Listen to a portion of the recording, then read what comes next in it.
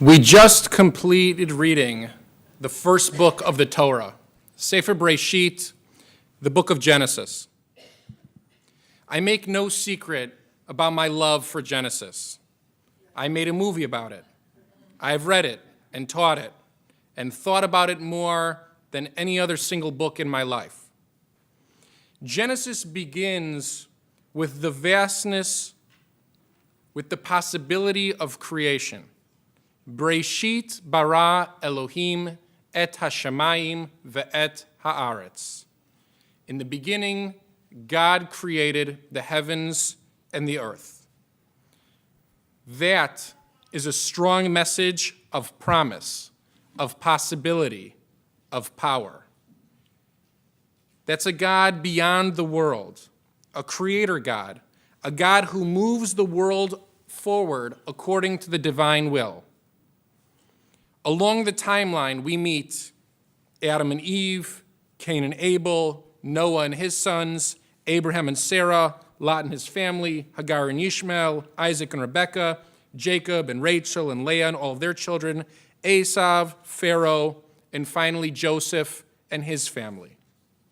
And then Genesis closes today with the absolute darkness of despair. Vayamat Yosef ben 110 shanim, vayichantu oto vayasem be'aron b'Mitzrayim. And Joseph died at 120 years, and they embalmed him and they placed him into a coffin in Egypt. The first line of the book of Genesis is robust and exciting, a world full of potential.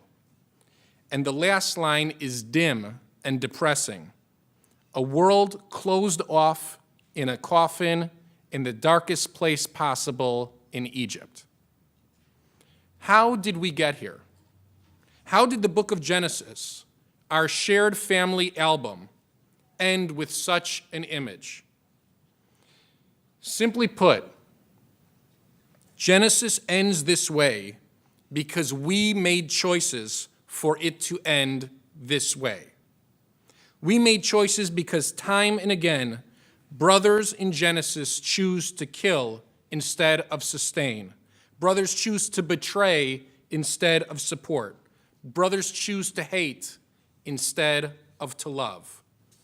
Genesis begins with the first two brothers in the world, and Cain and Abel play parts in the first story of murder. Ishmael doesn't know how to play nice with Isaac. Esau pronounces that he will kill Jacob. Genesis ends with the story of Joseph's brothers selling him into slavery. It's true that Joseph has two sons, Ephraim and Manasseh, and there is no evidence of a bad relationship there. But we also see them make no choices whatsoever. Ephraim and Manasseh take no active role in the book of Genesis at all. And let's be honest, compared to the other sets of brothers, this makes them look like saints. But we have no saints in Judaism. Nobody is perfect. We all live our lives in this world, and we all have choices to make. And we can choose whether we want to open our eyes to the promise and possibility of the world, or whether we want to box ourselves in our own personal bubble as well. We make those choices. God gives us free will for a reason. Genesis plays out in our lives day after day, where we're faced with decisions, big and small, that lead us down a path toward hope or despair. And this week, I'd like to speak about two brothers who focused on hope. Dr. Reverend Martin Luther King Jr. and Rabbi Abraham Joshua Heschel were brothers in a struggle for civil rights. Legend has it that they were drawn to one another when they quoted the same verse from the prophets at a conference that they both attended. They lived during a time when people were boxed in, confined by the color of their skin or their race, their religion, their sex, etc. And they chose the opposite. They chose to break open the box and see God's vastness, to believe in a God of heaven and earth rather than the God of closed coffins in Egypt. And much like the God that they worshiped, in God's image, these brothers moved the world. They shaped it. They created a new reality. And recently, I've decided to follow in their godly footsteps, in their goodly direction. Recently, I've been building a friendship with Reverend John Cager at Ward AME Church near downtown Los Angeles. Strangers have to step into being neighbors, and then we can step into being friends. And we've decided to try to do the same thing with our two communities of Adat Shalom and Ward AME Church. This past week, our Adat Shalom Religious School middle schoolers engaged in a dialogue with the Ward AME Church youth at their church near downtown. We're prepared internally as a group here at Adat Shalom, and I received amazing advice from Bill Lambert and Stu Bernstein about the Black-Jewish dialogue that existed between high school students in the LA area in the 80s and 90s. They advised me to have our students at the religious school and their students at Ward AME Church answer the same 4 simple questions.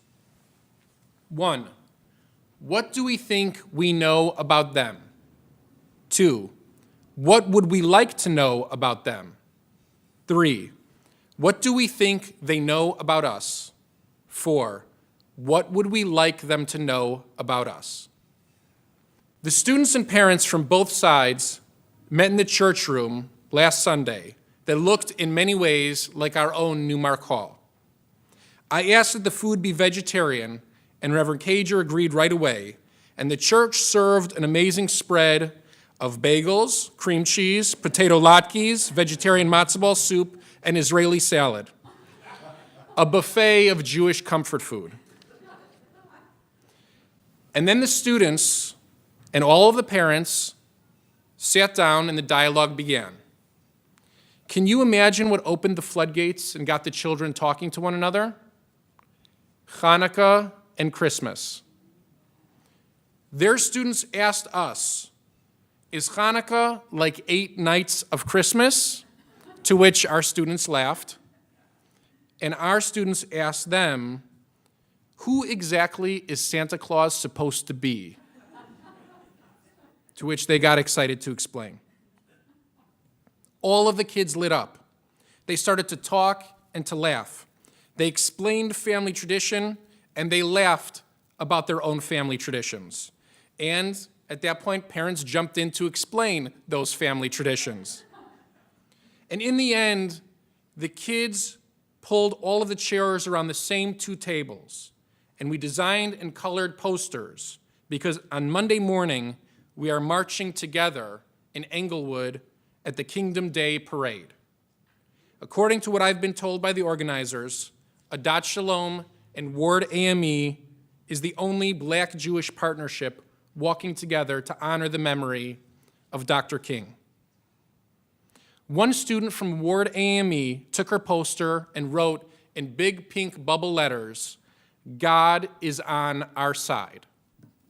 And I believe she's right. She's right because they, like us, believe in the God of possibility, the God of creation, the God that wants us to shape our world for the better. We, especially this week, we hold on to the brothers of Ephraim and Manasseh because their story is still untold. In the narrative of the book of Genesis, they stand as symbols that hold out hope.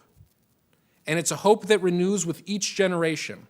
It's a hope that brotherhood is possible, that we can change the tide of previous generations and act better, more neighborly, more respectful, more loving than before.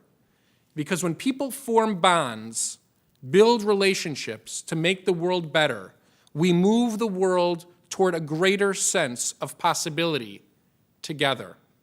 We break open the confines of discrimination, of our own boxes, together.